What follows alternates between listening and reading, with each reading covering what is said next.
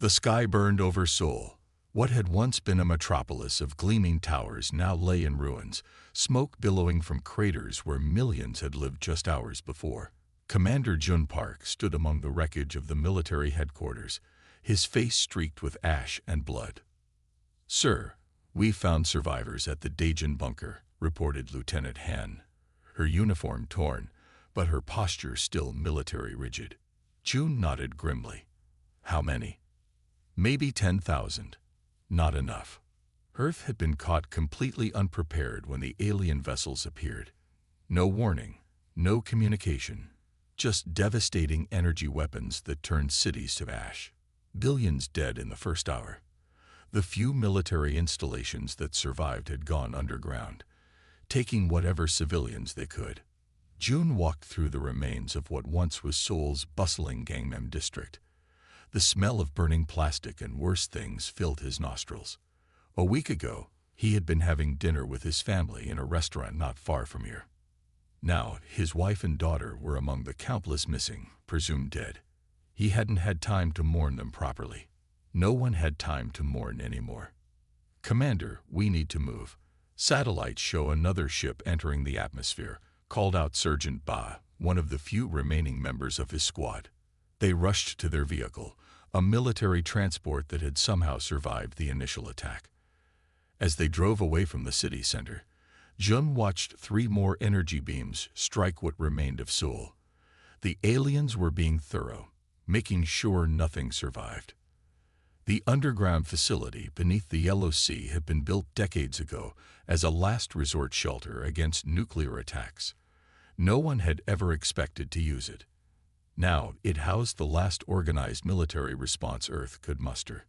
3 months after the attack, Jun sat in a briefing room with the other surviving commanders. The news wasn't good. "North America is gone. Europe too. We've lost contact with most of Africa and Australia," reported General O, his voice flat with exhaustion. "The aliens are systematically destroying every major population center and military installation." "What about the weapon?" Jun asked. General O nodded to a scientist sitting quietly in the corner. Dr. Jin stood up, adjusting his glasses nervously. "We've made progress. The alien scout ship that crashed near Busan has given us incredible insights into their technology. We've managed to reverse engineer some of their weapon systems." "Some isn't enough," said Admiral Cho. "We need something that can fight back, not just small arms." "We've been working on something bigger," Dr. Jin replied, tapping on his tablet. A hologram appeared in the center of the table, showing the plans for a massive ship. "We're calling it the Harbinger." Jun studied the design. It was unlike anything humans had built before, incorporating alien technology with human ingenuity born of desperation. "How long until it's operational?" he asked. 3 more months, if we push the crews around the clock." President Kim, who had been silent until now, spoke up. "We don't have 3 months. The aliens are getting closer to finding this facility. We need to speed up production." "We'll need more workers," Dr. Jin said hesitantly. "Take anyone who can hold a tool," President Kim ordered. "This is our only hope." Jun was assigned to oversee the project's security. Every day, he watched as the massive ship took shape in the cavernous underground dock. Workers toiled in shifts, many collapsing from exhaustion only to be replaced by others. One evening, as he was inspecting the progress, he noticed a young engineer working alone on what appeared to be the ship's central computer core. "Shouldn't you be resting?" Jun asked. The woman looked up, dark circles under her eyes. "I'm Minji Lee, chief engineer. And no, I can't rest yet. This AI system is the heart of the ship." Jun watched as she carefully connected neural pathways. "An AI? Is that wise?" Minji shrugged. "We don't have a choice. The ship's systems are too complex for human operators alone. We need an artificial intelligence that can learn and adapt quickly." "What if it turns against us too?" "Then we'll have 2 enemies instead of 1, she said grimly. "But I built in as many safeguards as I could." Besides, this eye will be born knowing what the aliens did to us. Its first memory will be of Earth burning. 2 months later, much sooner than anyone had thought possible, the Harbinger was nearly complete. The massive ship, almost a kilometer long, sat in its dock, its hull gleaming under the work lights. June stood with President Kim and Minji as they prepared to activate the ship's AI for the first time. "Are we ready?" President Kim asked. Minji nodded, her hands shaking slightly as she initiated the startup sequence. "I've named it Atlas, Advanced Tactical Logic and Strategy System." The lights in the facility dimmed momentarily as power was diverted to the ship's core. Then a calm, genderless voice filled the room. "Systems online. Atlas is functional." "Atlas," Minji said clearly, "run a full diagnostic." They watched as screens around them filled with data as the AI tested each of its systems. "All systems operational," Atlas reported after several minutes. "I have accessed the historical records. I understand my purpose." "And what is that purpose?" President Kim asked cautiously.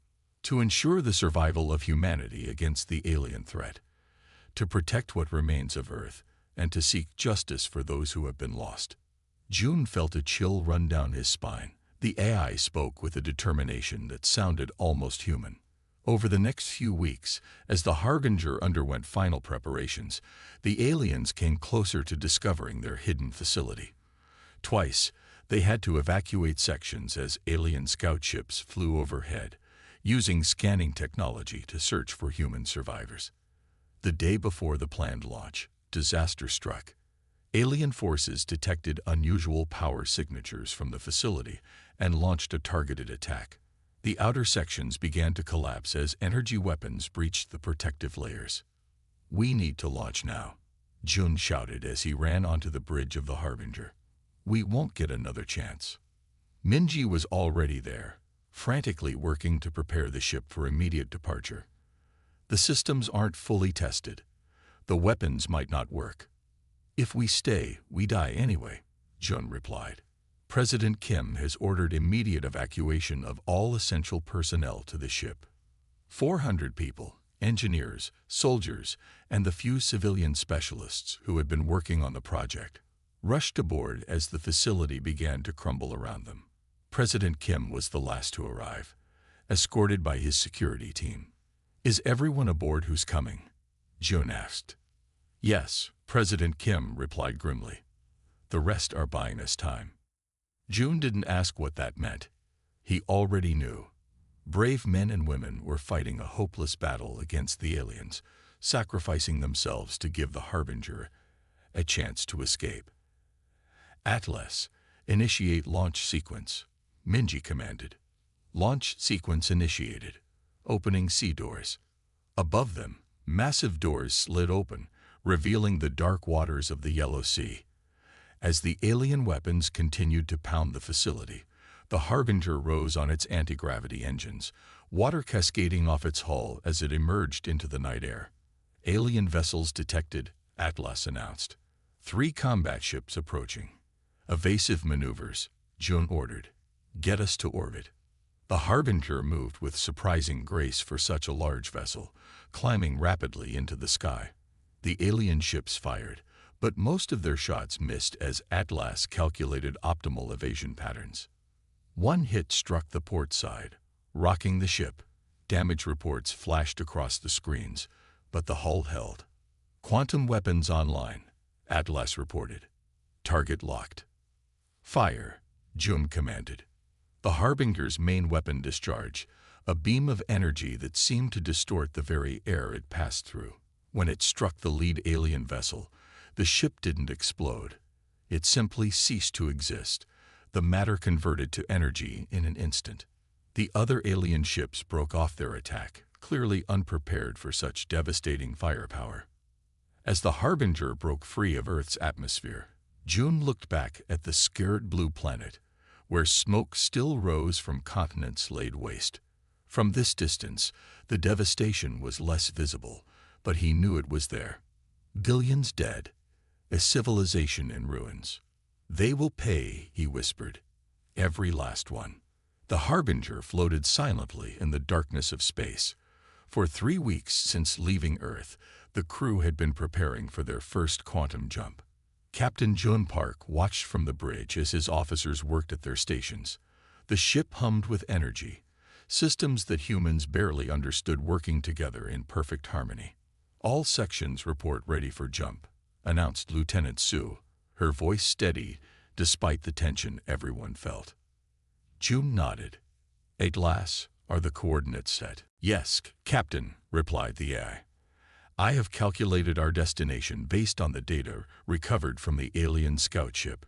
The system appears to be a major hub of alien activity." June took a deep breath. This was the moment they had prepared for. Either the quantum drive would work as they hoped, or they would be stranded in the void between stars. "Begin jump sequence," he ordered. The lighting on the bridge dimmed as power was diverted to the drive. A strange humming filled the ship, rising in pitch until it was almost beyond human hearing. Then, with a flash that no one could quite see but everyone felt, the Harbinger leaked across space. When the normal lighting returned, the view screen showed a completely different star system. A massive red giant star dominated the view, its angry crimson glow bathing everything in blood-red light. "Jump successful," Atlas reported, all systems functioning within normal parameters. The crew let out a collective breath. The first test of their alien-derived technology had worked. "Full sensor sweep," Jun ordered. "I want to know what we're facing." As the sensors gathered data, the enormity of what they had found became clear. Orbiting the system's fourth planet, a ringed gas giant, was a massive alien installation. Space stations and shipyards floated in tight formation, with dozens of warships patrolling the perimeter.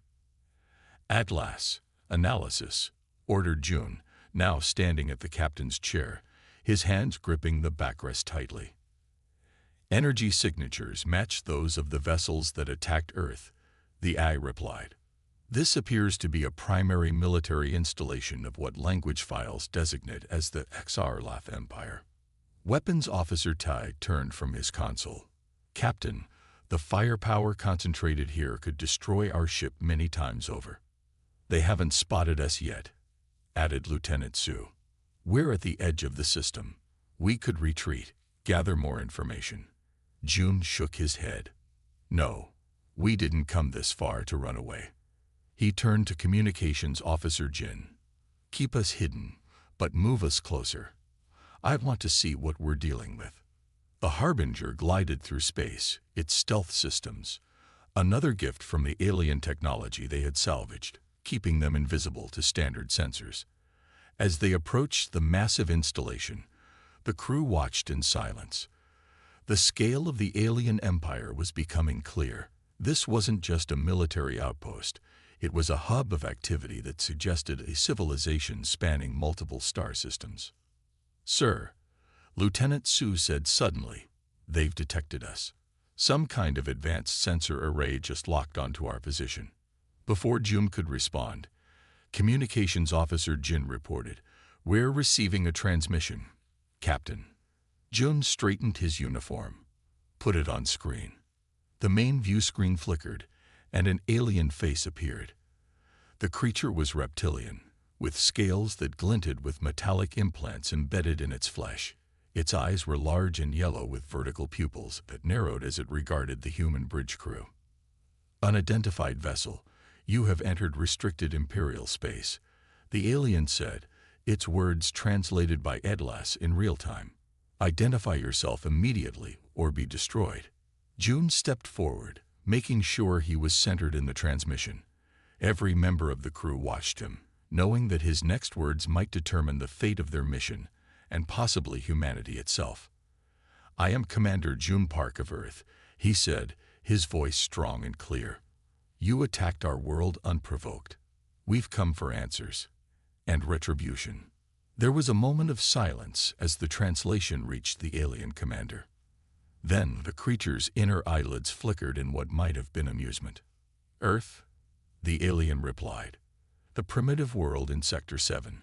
That was merely a resource acquisition operation. Your species was deemed technologically insignificant.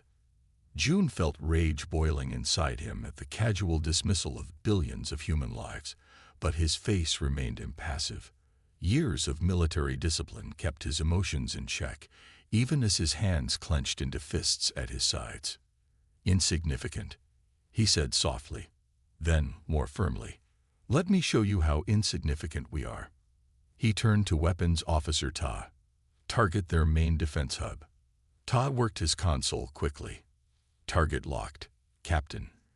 "Sir," cautioned Lieutenant Su, "firing will alert every vessel in the system to our presence." "Good," Jun replied. "I want them all to see this."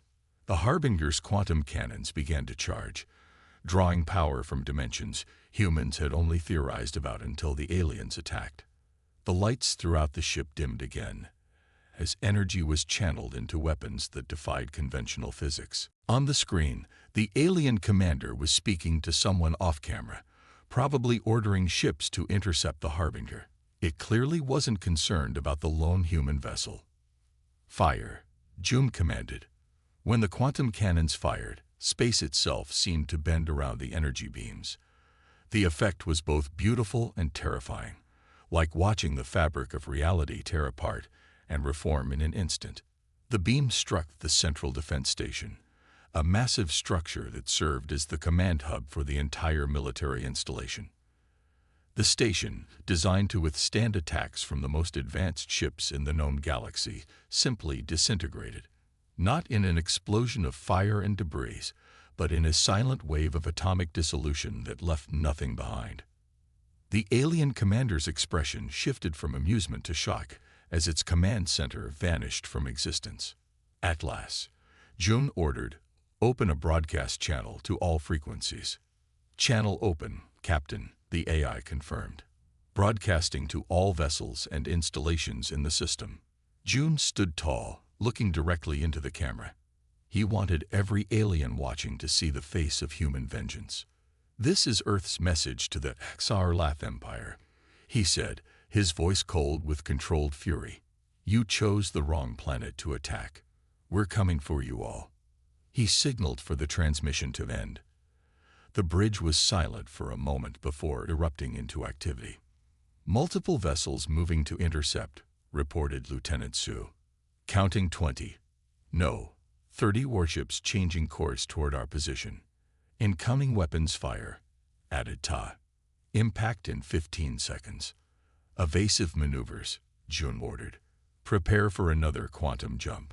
The Harbinger banked sharply, its advanced propulsion systems allowing it to move with surprising agility for a vessel of its size.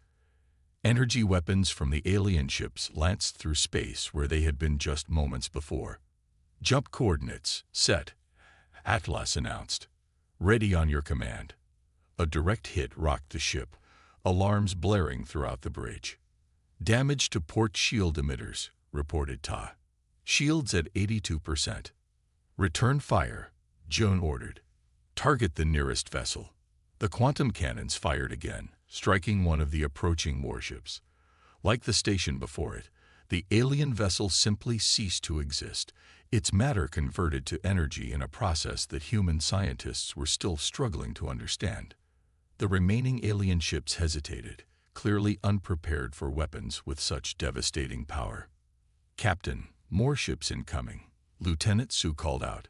"They're calling for reinforcements from elsewhere in the system." June nodded. They had made their point. Now it was time for a strategic withdrawal. "Execute jump," he ordered. Once again, the strange sensation of the quantum jump washed over the crew. When it cleared, they found themselves in empty space, far from the red giant and its ringed world. "Jump successful," Atlas reported. "We are approximately 2.3 light-years from our previous position. No pursuit detected." The tension on the bridge eased slightly, though everyone remained at battle stations. "Damage report," Jun called out. "Minor damage to port shields and outer hull plating," Tay responded. "Repair drones are already working on it. Weapons systems fully operational." Jun finally allowed himself to sit in the captain's chair. Their first encounter with the XR-Lath Empire had gone better than he could have hoped. They had struck a significant blow and escaped relatively unharmed. "Atlas, what have we learned about our enemy?" he asked. "The XR-Lath Empire appears to be more extensive than we initially calculated," the AI responded. "Based on communications intercepted during our brief presence in the system, I estimate they control at least 200 star systems. However, their reaction to our weapons suggests they have never encountered quantum technology applied in this manner before." "A vulnerability," Jun mused. "Yes, Captain. Their defensive systems are not designed to counter weapons that operate on quantum principles." Jun looked around at his crew. They were tired but determined. The first blow had been struck, but this was just the beginning. "Plot a course to their next nearest military installation," he ordered. "We've introduced ourselves. Now it's time to show them what happens when you attack Earth." The Harbinger emerged from its first quantum jump in a system dominated by a red giant star. Before them orbited a massive ringed planet surrounded by stations and shipyards that dwarfed anything humanity had ever built. "Atlas, analysis," ordered Jun, now standing on the bridge as captain of humanity's only hope. "Energy signatures match those of the vessels that attacked Earth. This appears to be a primary military installation of what language files designate as the XR-Lath Empire." Lieutenant Su approached the captain's chair. "Sir, we're receiving a transmission." On the main screen appeared a reptilian face, scales glinting with metallic implants. "Unidentified vessel, you have entered restricted Imperial space. Identify yourself immediately or be destroyed." Jun stepped forward. "I am Commander Jun Park of Earth. You attacked our world unprovoked. We've come for answers and retribution." The alien commander's inner eyelids flickered in what might have been amusement. "Earth, the primitive world in Sector 7. That was merely a resource acquisition operation. Your species was deemed technologically insignificant." Jun's face remained impassive despite the rage burning inside him. "Insignificant? Let me show you how insignificant we are." He turned to Weapons Officer Ta. "Target their main defense hub." The Harbinger's quantum cannons charge, drawing power from dimensions humans had only theorized about until the aliens attacked. When they fired, space itself seemed to bend around the energy beams. The alien commander's expression shifted from amusement to shock as the station, designed to withstand attacks from the most advanced ships in the known galaxy, disintegrated into atomic particles. "Atlas, open a broadcast channel to all frequencies," Jun ordered. When the AI confirmed, Jun's voice echoed across the system. "This is Earth's message to the XR-Lath Empire. You chose the wrong planet to attack. We're coming for you all." The bridge fell silent as the transmission ended. Every member of the crew stared at the empty space where the massive defense station had been moments before. It wasn't just destroyed. It was completely gone, as if it had never existed. "Multiple vessels moving to intercept," Lieutenant Su reported, breaking the silence. 35 ships on approach vector." Jun nodded calmly. "Atlas, how long until they're in firing range?" 4 minutes and 27 seconds, Captain," the AI replied. "Their communications indicate they are coordinating a surrounding maneuver." Engineer Minji Lee's voice came through the comm system. "Captain, the quantum cannons need 8 minutes to recharge after that level of discharge." Jun frowned. This was information they should have known before firing.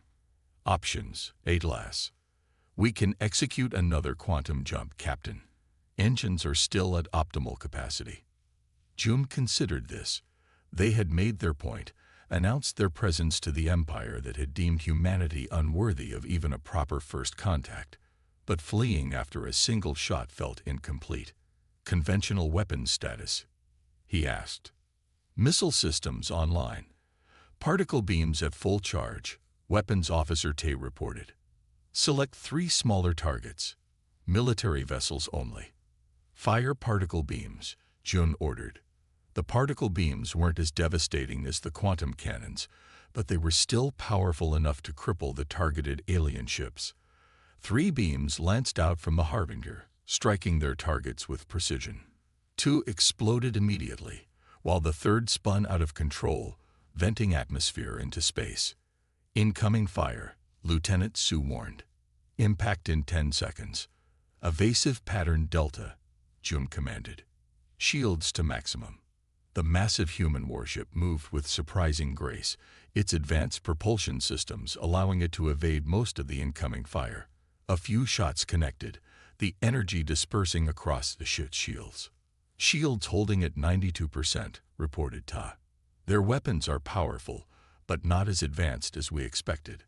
That's because they've never needed to advance them, Jun said grimly. They're used to attacking planets that can't fight back. On the main viewer, they could see the alien fleet adjusting formation, trying to surround the Harbinger. It was a good tactic. If they could box in the human ship, they could overwhelm its defenses with concentrated fire. They're attempting to cut off our escape vectors, Atlas observed. Probability of successful evasion decreasing. Jun watched the tactical display. 20 more alien ships were moving in from the far side of the planet. Soon, they would be completely surrounded. Minji, how much longer for the quantum cannons? He asked over the comm. 6 minutes minimum, Captain, she replied, her voice strained. I'm trying to reroute power to speed up the process, but we're pushing systems we barely understand. Another round of alien weapons fire struck the Harbinger, this time with more impacts. The ship shuddered under the assault. Shields at 78%, Tay reported. We can't sustain this level of fire indefinitely. Jun made his decision. Prepare for quantum jump. Set coordinates for the empty space we identified during our approach. Jump coordinates set, Atlas confirmed. Sir, Lieutenant Su said hesitantly, should we not press our advantage? We've shown we can destroy their most powerful installations. Jun shook his head. This was a message, not a suicide mission. We've let them know we exist and that we can hurt them. Now we need to survive to fight another day. The alien fleet was closing in, their formation tightening around the Harbinger. More incoming fire, Ta warned.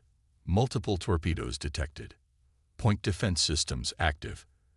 Atlas reported as the Harbinger's defensive weapons activated, destroying the incoming torpedoes. Execute jump now, Jun ordered. The quantum drive engaged, and for a brief moment, reality seemed to fold around the ship. Then the Harbinger vanished from the XR-Lot system, leaving the alien fleet firing at empty space. They reappeared in the darkness between star systems, the emptiness a welcome sight after the chaos they had just escaped.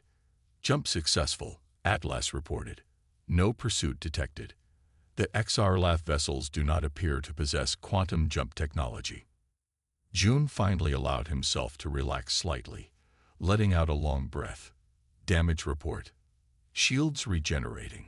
Minor damage to outer hull plating in sections 12 through 17. No casualties, Tay reported. Captain, Lieutenant Su said, a note of concern in her voice. I've been analyzing the communications we intercepted during the engagement. The XR-Lath refer to us as harvesters. I believe Earth wasn't attacked as an act of war. They were harvesting resources. Resources. Jun's voice was dangerously quiet. They killed billions for resources. Based on intercepted data, Atlas added, the XR-Lath Empire classifies inhabited worlds into categories. Species with pre-spaceflight technology are designated as resource worlds and subject to harvesting operations. The bridge fell silent as the implications sank in. Earth hadn't been the victim of a targeted attack. It had been casually destroyed by an empire that didn't even consider humans worth communicating with. How many other worlds have they done this to? Jun asked. Unknown, Atlas replied. But based on communication patterns and references, the number appears to be substantial. Jun stood and looked around at his crew. Their faces showed a mixture of shock, grief, and determination. We thought we were on a mission of vengeance for Earth, he said quietly.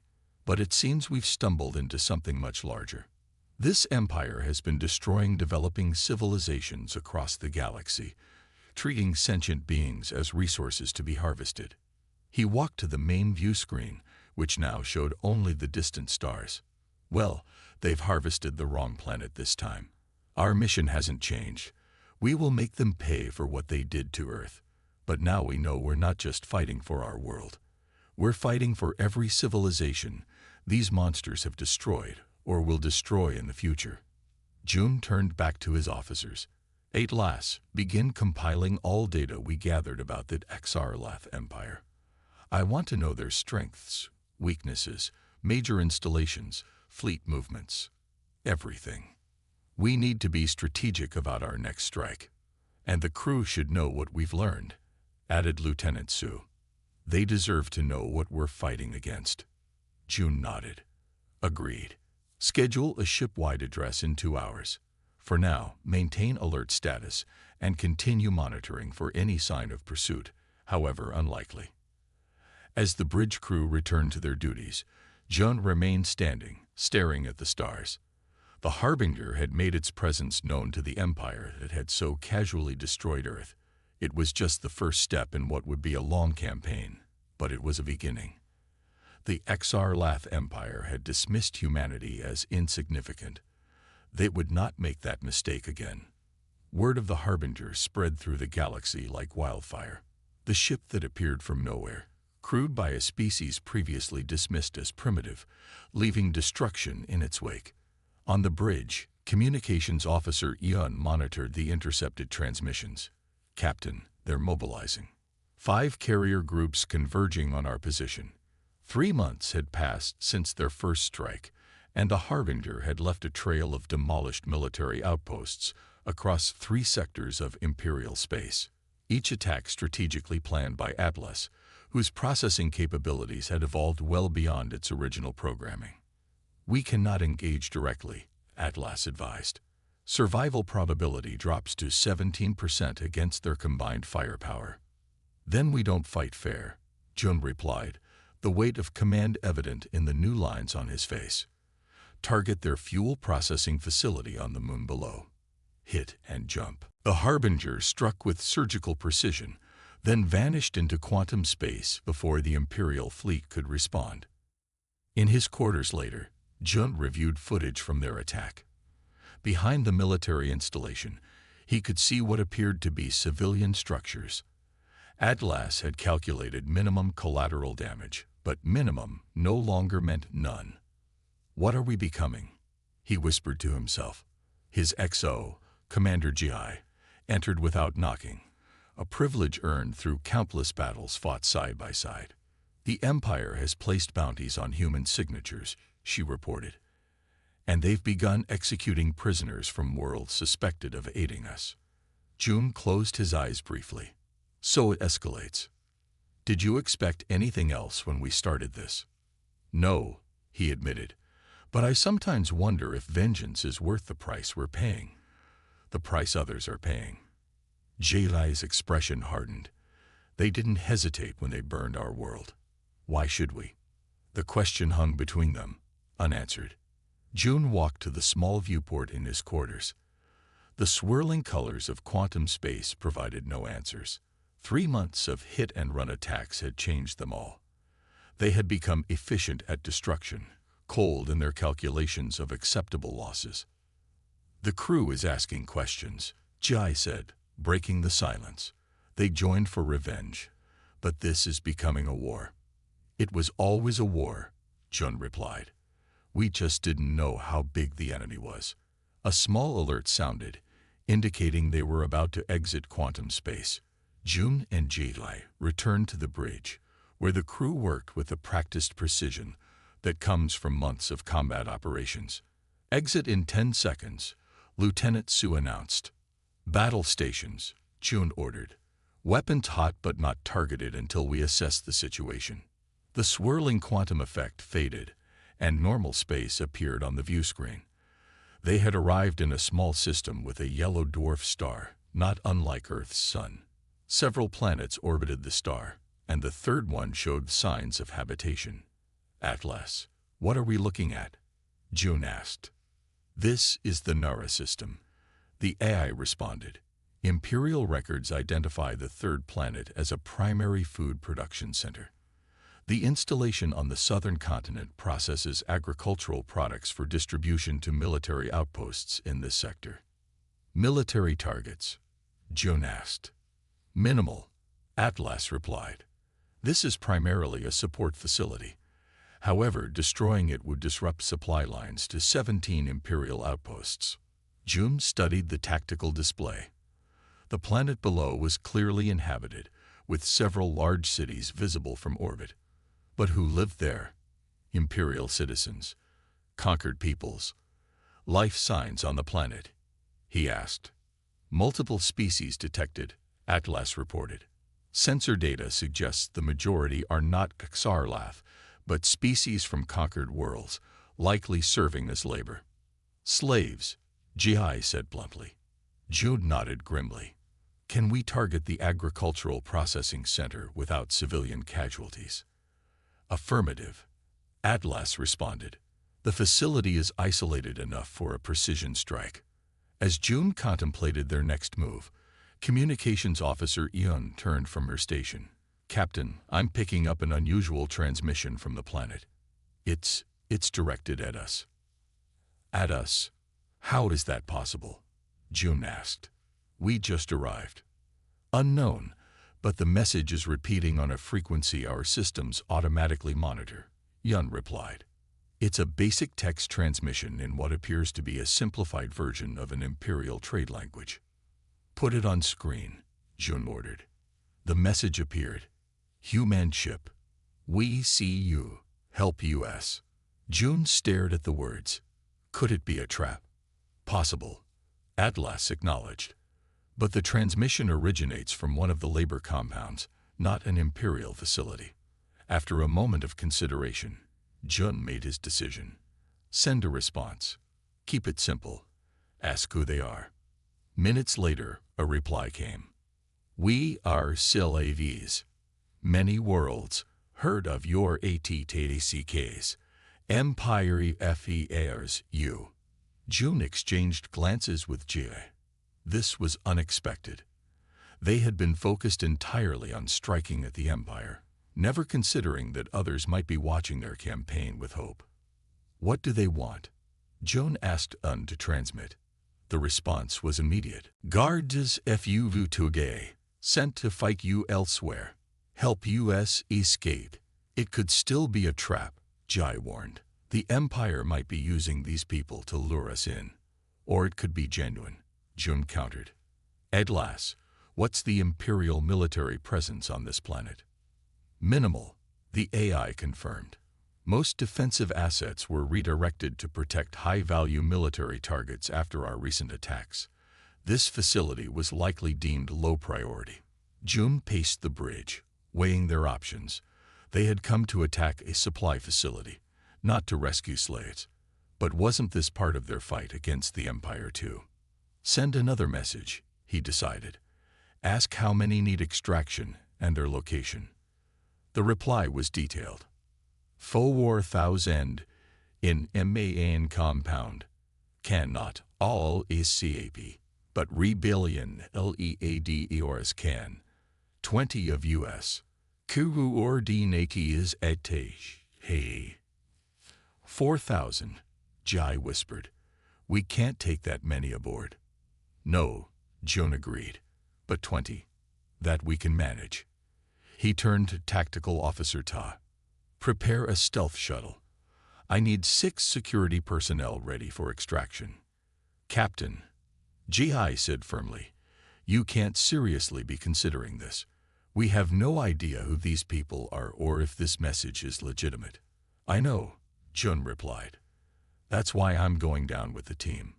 The bridge erupted in protests, but Jun silenced them with a raised hand.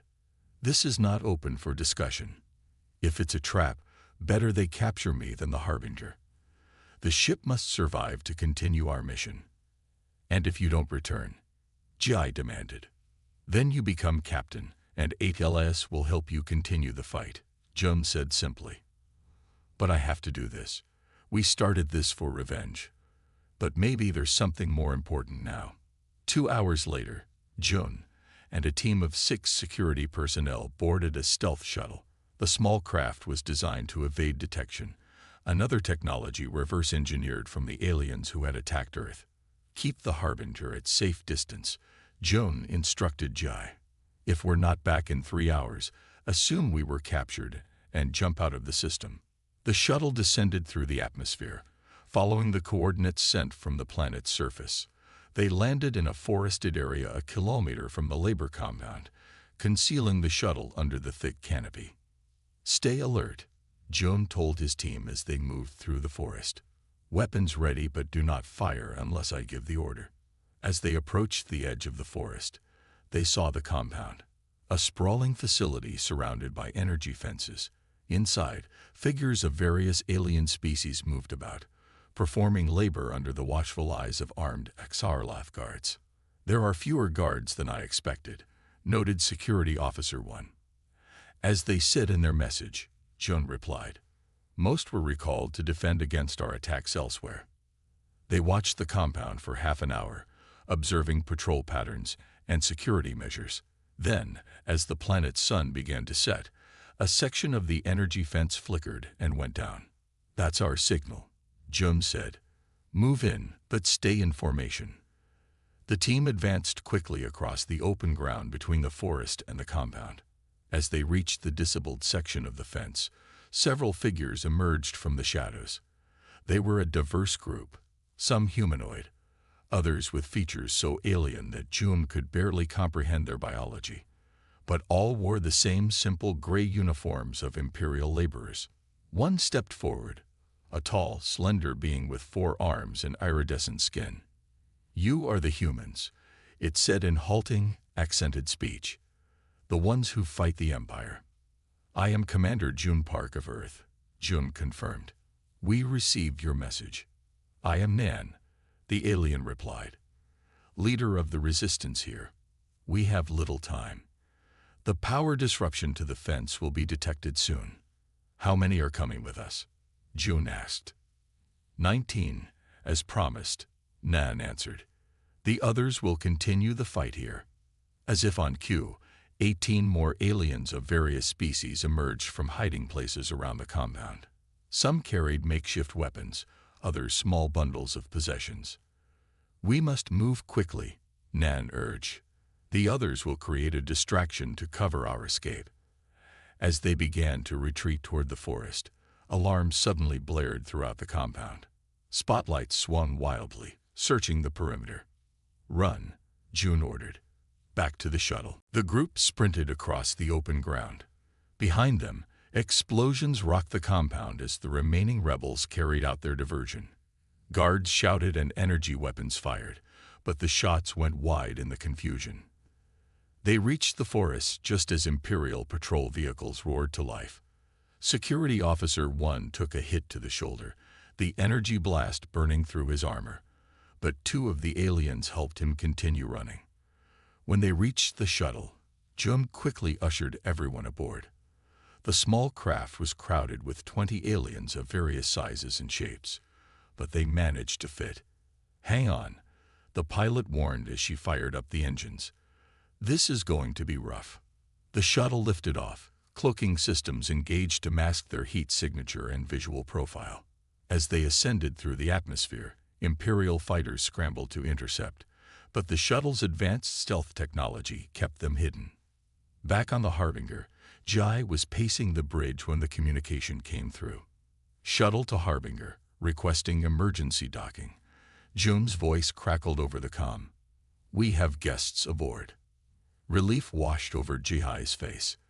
"Docking bay clear for your arrival. Captain, welcome back." As the shuttle docked and its passengers disembarked, the crew of the Harbinger stared in amazement at the collection of alien species now aboard their ship. Many had never seen non-hostile aliens before.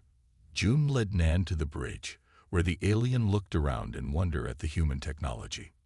"Your ship," Nan said. "It is more advanced than anything the Empire possesses. How is this possible?" "They said your world was primitive. We adapted their own technology against them," June explained. "After they attacked us, we had no choice but to evolve quickly." The Empire has made many enemies, Nan said. There are resistance movements on dozens of worlds, but we lack the means to coordinate or fight effectively. Until you came. Jun realized that their campaign of revenge had inadvertently sparked hope throughout the galaxy. The Harbinger wasn't just a weapon of vengeance. It had become a symbol of resistance against tyranny. At last, Jun called to the ship's eye. Plot a course away from this system. We need to find somewhere safe to talk with our new allies. As the Harbinger jumped into quantum space, Jun knew that everything had changed. Their mission was no longer just about Earth's revenge. It had become something much larger, a fight for freedom that spanned the galaxy. The Harbinger drifted silently in the shadow of a comet, running on minimal power to avoid detection. Imperial patrols had increased tenfold in this sector, forcing the Earth vessel to move with extreme caution. Contact, reported Sensor Officer Da. Small vessel, non-Imperial design.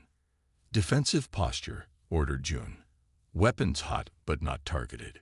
The approaching ship was elegant and organic in design, utterly unlike the brutalist architecture of Imperial vessels. It made no aggressive moves, instead broadcasting on an open frequency. Earth vessel, we come to talk.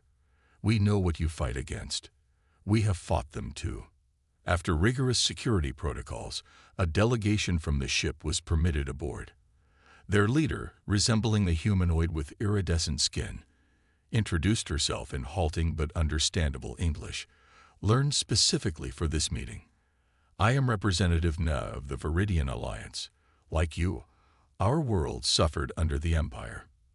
Unlike you, we lacked the means to fight back so directly. Over the next hours, Jun learned that the galaxy contained dozens of spacefaring species that had been subjugated or exploited by the Sarlath Empire. The Alliance was a loose coalition of these species, engaging in sabotage and information warfare rather than open conflict. Your ship has become a symbol, Nat explained.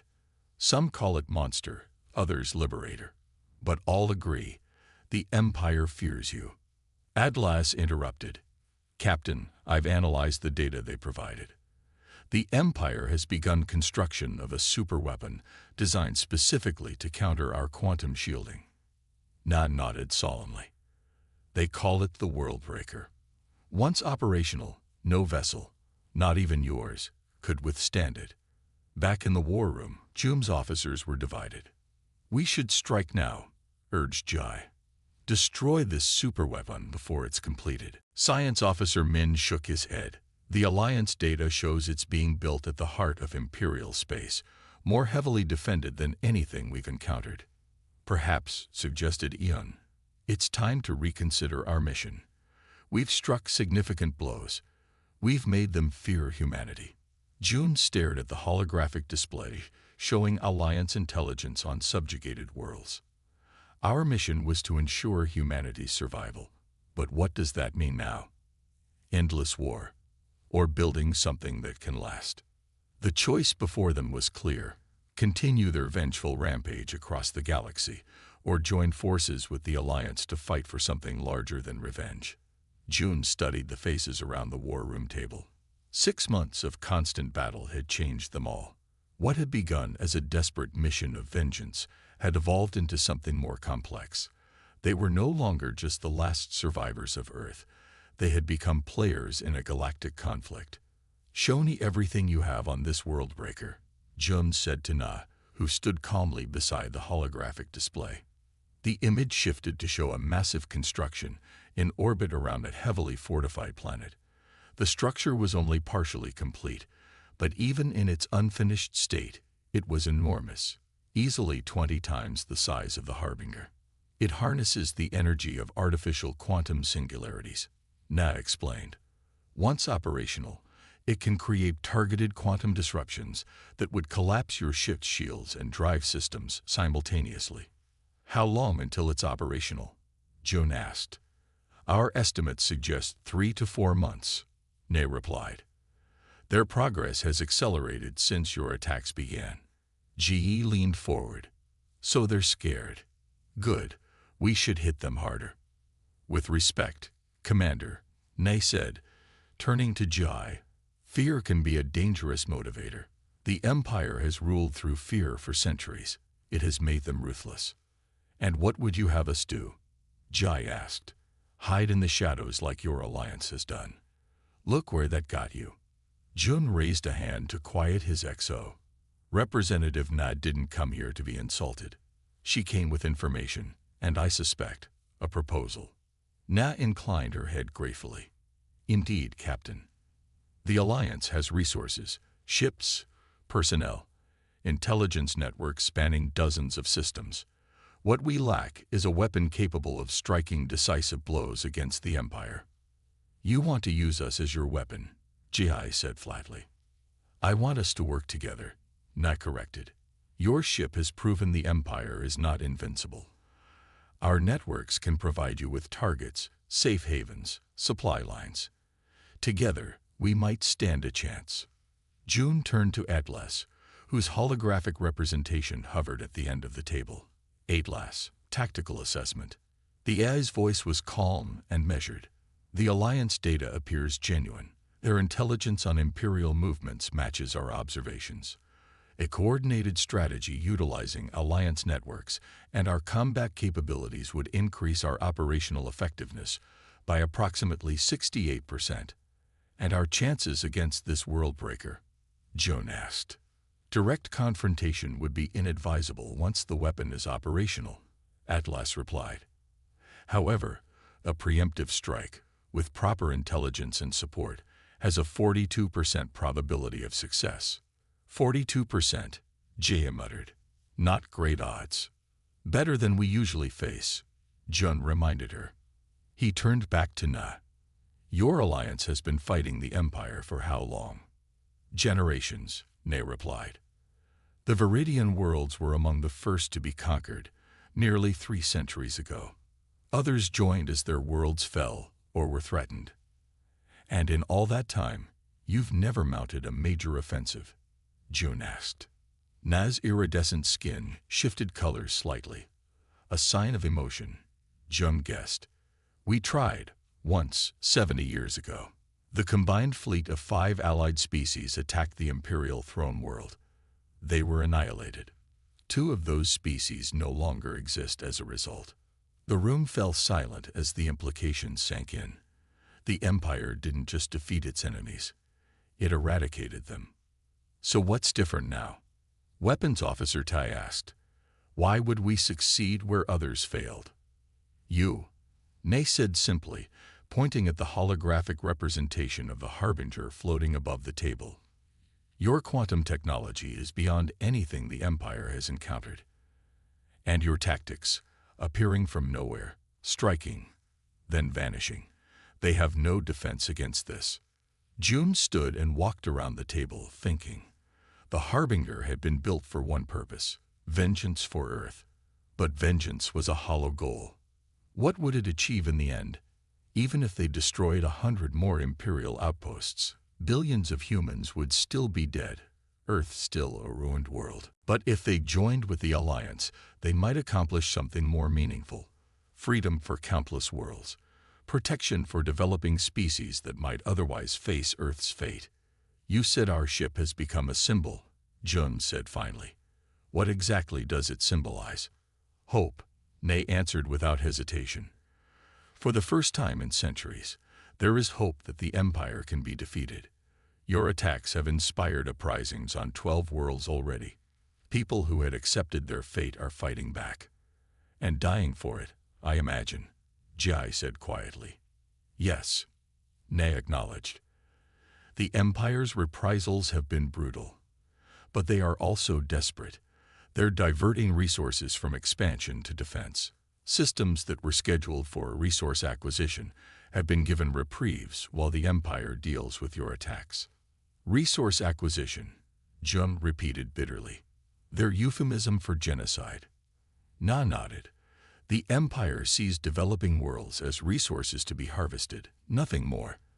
The species that inhabit them are irrelevant obstacles. How many worlds are at risk? Science Officer Min asked. Currently, 17 systems with sentient life are on the Imperial acquisition list. Nay replied, or were before the Harbinger appeared. Now the Empire's expansion has stalled while they hunt for you. Jun returned to his seat at the head of the table. I need to discuss this with my officers in private. Will you excuse us, Representative Ne? The alien bowed gracefully. Of course, I will return to my vessel. Contact me when you have made your decision. She paused at the door. But please don't take too long. Every day matters now. After Ne had left, the room erupted in debate. Jai argued for continuing their independent strikes, while Communications Officer Yun advocated for joining the alliance. Others fell somewhere in between. Enough, Jun said finally. This isn't a democracy, but I value your input. He looked at each of his officers in turn. We left Earth with one mission: ensure humanity's survival by striking back at those who attacked us. That mission hasn't changed, but our understanding of the enemy has. He stood and walked to the holographic display, changing it to show Earth, a blue marble scarred by the alien attack. We can't bring back the dead. We can't undo what was done to our world, but we can prevent it from happening to others. By joining this alliance, Jai asked skeptically. By recognizing that we're not alone in this fight, Jun corrected. The Empire didn't just attack Earth. They've been attacking worlds across the galaxy for centuries. Fighting them alone might feel righteous, but it's also short-sighted. He changed the display again, showing the World Breaker. This is aimed at us specifically. The Empire sees us as the primary threat. That tells me we're doing something right, but it also means our time is limited. So we join the alliance, Weapons Officer Ta said, but we maintain control of our ship and our mission. Jun nodded. Exactly. We share intelligence, coordinate targets, perhaps even join forces for specific operations, but the Harbinger remains under our command. One by one, the officers nodded their agreement. Even Jai, though reluctantly. At last, Jun said, please invite Representative Na back aboard. When the alien diplomat returned, Jun outlined their terms. Ne accepted them without hesitation. Welcome to the Viridian Alliance, Captain Park, she said, extending a four-fingered hand in a gesture she had clearly learned from studying human customs. Jun took her hand. The skin was cool and smooth, like polished stone. We're not doing this out of altruism, he warned. We still want vengeance for Earth. Vengeance and justice often walk the same path, Ne replied. What matters is where that path leads in the end. Later that night, alone in his quarters, Jun looked at the small holo image of his family, his wife and daughter, smiling on a beach vacation the summer before the attack. He had carried their memory through every battle, using his grief and rage as fuel. I don't know if you'd approve of this alliance, he said quietly to the image. But I think it's the right choice, not just for your memory, but for the future. He placed the holo image back on his desk and turned to the viewport. Outside, several Alliance ships now traveled alongside the Harbinger, their organic designs contrasting with the human vessel's angular form. They were no longer alone in the vastness of space, no longer just a single ship on a mission of revenge. They had become part of something larger, a coalition of species fighting for their right to exist in a galaxy ruled by terror. The war was entering a new phase, and Jun knew that the real battle was just beginning. The combined fleet emerged from quantum space above the Imperial capital world, the Harbinger at its center, flanked by hundreds of Alliance vessels. What had begun as a lone warship on a mission of vengeance had transformed into the vanguard of galactic revolution. They've detected us, reported Da. Imperial defense grid activating. Jun stood resolute on the bridge, his once black hair now streaked with gray after 3 years of warfare. All vessels, execute Battle Plan Omega. Atlas, prepare for network intrusion. As the fleet engaged the Imperial Armada, the Harbinger pushed through the chaos toward the planet's primary data hub. Unlike their previous attacks, destruction was not the primary objective today. Captain, we're in optimal position, announced Atlas.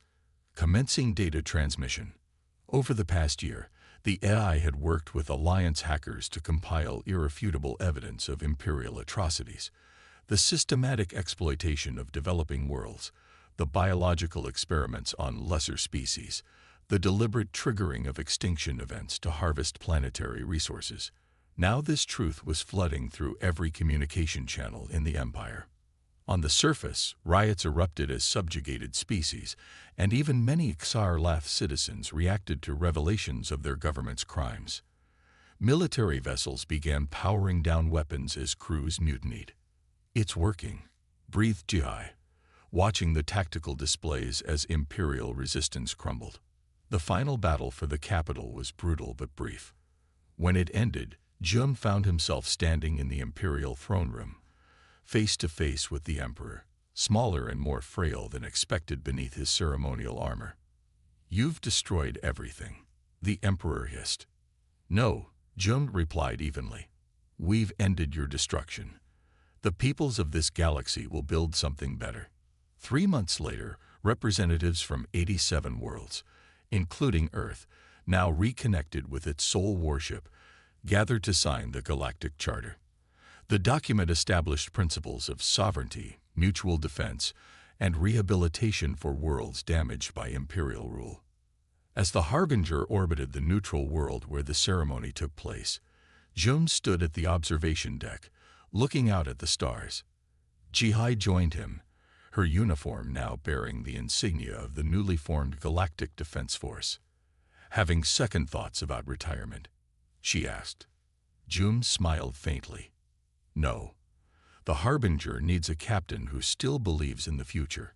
I've seen too much to be that person anymore." "The ship that came to destroy ended up creating something instead," she observed. "Not just the ship," said Jun. "All of us. We had every reason to burn the galaxy to ash after what happened to Earth. Instead, we found a better way." As the charter was ratified below, Atlas quietly calculated that the probability of lasting peace remained uncertain, but humanity's survival was now all but assured, not through the destruction they had initially sought, but through the alliance they had helped forge. Humanity's warship had indeed changed the galaxy forever, but its greatest victory was not in the worlds reduced to ash along the way, but in the new beginning it ultimately helped create. The day of the final assault had dawned after months of careful planning. Alliance intelligence had mapped every defense system around the Imperial capital. Resistance cells on 100 worlds stood ready. The Harbinger's quantum drive had been pushed to its limits, allowing the ship to jump an entire fleet into position. When the signal came, Jun felt a strange calm. This was what everything had been building toward since that terrible day when alien ships appeared over Earth. "All ships report ready, Captain," Lieutenant Sue announced. Her youthful face had hardened over the years, but her eyes still held the determination that had carried them through countless battles. "Atlas, status of the fleet?" Jun asked. "All 327 vessels are in formation," the AI reported. "Quantum synchronization complete. Jump readiness at 100%. Jun looked around at his bridge crew.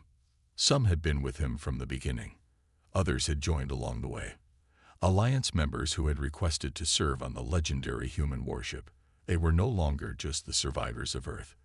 They were the tip of the spear aimed at the heart of tyranny. "Begin final countdown," Jun ordered. "Prepare to jump on my mark." The massive fleet, hidden in deep space far from Imperial sensors, prepared for the most daring military operation in galactic history. 3, 2, 1, mark. The sensation of quantum jumping had become familiar over the years, but never before had they attempted to jump so many ships simultaneously. The Harbinger's advanced systems created a quantum field that enveloped the entire fleet, pulling them through the fabric of space-time. When they emerged, the Imperial capital world filled their view screens. A massive blue-green planet surrounded by orbital defenses and hundreds of warships. For a moment, everything was still. The Empire had never expected an attack on their throne world. Not again. Not after they had crushed the last rebellion so thoroughly. "They've detected us," reported Da. "Imperial defense grid activating." June stood resolute on the bridge. "All vessels, execute battle plan Omega. Atlas, prepare for network intrusion." The Alliance fleet broke into pre-assigned groups, each targeting specific Imperial defenses. The Harbinger pushed forward, its quantum shields absorbing the first wave of Imperial fire. "Shields holding at 92%, reported Ta. "Enemy vessels moving to intercept." "Stay on course," June ordered. "All weapons, defensive fire only. Our primary objective is the data hub." Unlike their previous attacks, today's mission wasn't about destruction. The Alliance fleet engaged the Imperial Armada, but their goal was to create a corridor for the Harbinger to reach the central data hub on the planet's largest moon. "Captain, we have Alliance vessels taking heavy fire in Sector 4, Sue reported. "Divert auxiliary power to the quantum cannons," June ordered. "Target the Imperial heavy cruisers in that sector. Single shots, minimal yield." The Harbinger fired, its quantum beams striking with surgical precision. The Imperial cruisers didn't disintegrate as they might have under full power. Instead, their weapons and propulsion systems simply ceased functioning. "We're approaching the data hub," Atlas announced. "Imperial defenses are concentrated. Recommend evasive pattern Delta." The massive human ship moved with surprising grace, evading the worst of the Imperial fire as it closed in on its target. Alliance vessels followed in its wake, providing covering fire.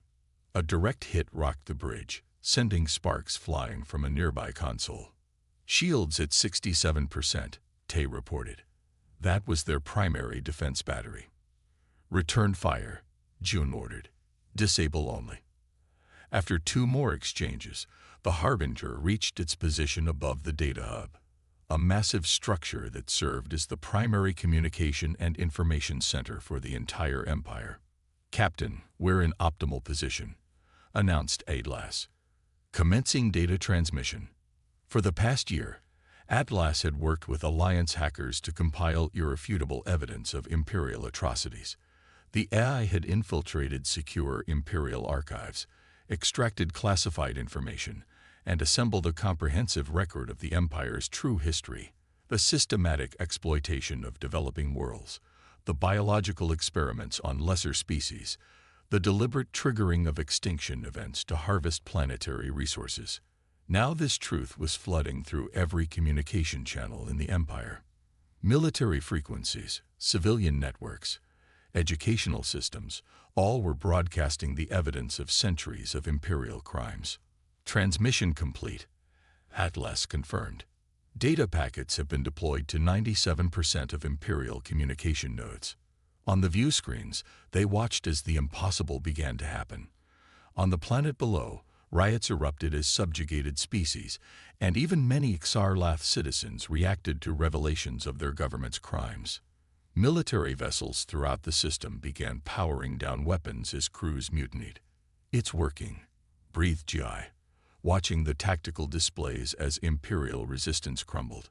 "Imperial Palace defensive grid is offline," reported Da. "Alliance ground forces are landing in the capital city." The next hours were chaos as the Empire began to collapse from within. 3 centuries of rule built on lies and fear crumbled in the face of truth. Not every Imperial commander surrendered. Some fought to the last, their ships breaking against the Harbinger's quantum shields. But by the time June led a delegation down to the Imperial Palace, most of the fighting had stopped. Alliance forces had secured the capital, and the Emperor had retreated to his throne room with his most loyal guards. The final confrontation was almost anticlimactic. The throne room doors opened to reveal not a fearsome warlord, but an aged reptilian being, smaller and more frail than expected beneath his ceremonial armor. "You've destroyed everything," the Emperor hissed, his inner eyelids flickering with rage. "No," Jun replied evenly. "We've ended your destruction. The peoples of this galaxy will build something better." The Emperor was taken into custody to face trial before representatives of all the worlds his empire had harmed. It would be the beginning of a long and difficult process of justice and healing. 3 months later, representatives from 87 worlds gathered on a neutral planet to sign the Galactic Charter.